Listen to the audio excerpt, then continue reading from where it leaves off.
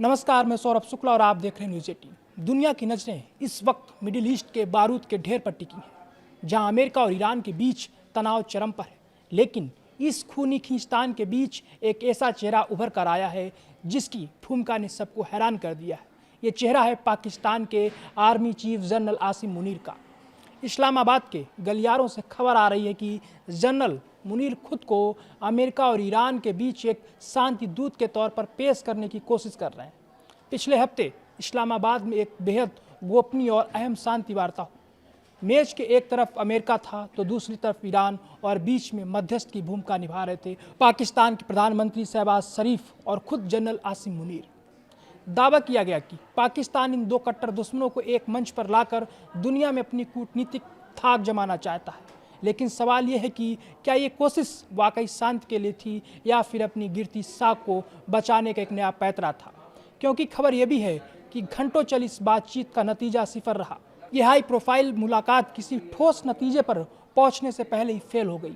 आज हम इसी पर चर्चा करेंगे कि आखिर जनरल मुनीर इस आग में हाथ क्यों डाल रहे हैं। क्या पाकिस्तान वाकई मध्यस्थता करने की ताकत रखता है या फिर ये दुनिया की आंखों में धूल झोंकने की एक और नाकाम कोशिश है। फॉक्स न्यूज़ डिजिटल की रिपोर्ट के मुताबिक आसिम मुनीर के ईरान के साथ रिश्ते पुराने हैं।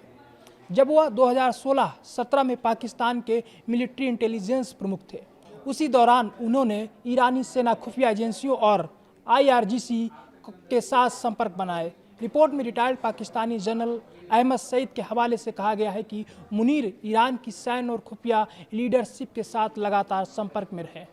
उनके संबंध IRGC के पूर्व कमांडरों कासिम सुलेमानी और हुसैन सुलामी तक बताए गए। इसी आधार पर अब उनकी मध्यस्थ की भूमिका पर सवाल उठ रहे हैं।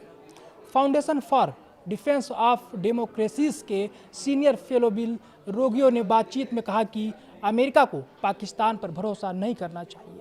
उन्होंने मुनीर के IRGC से रिश्तों को रेड फ्लैग बताया। रिपोर्ट के अनुसार पाकिस्तान ने इस्लामाबाद में हुई बातचीत में खुद को एक अहम मध्यस्थ के तौर पर पेश करने की कोशिश की। इस प्रक्रिया में मुनीर की भूमिका खास तौर पर सामने आई। शनिवार को आसिम मुनीर ने ईरान का 3 दिन का दौरा भी पूरा किया, जिसमें उन्होंने वहां के शीर्ष नेताओं और वार्ताकारों से मुलाकात की। पाकिस्तान सेना के बयान के मुताबिक यह दौरा अमेरिका ईरान वार्ता को आगे बढ़ाने के उद्देश्य से किया गया था।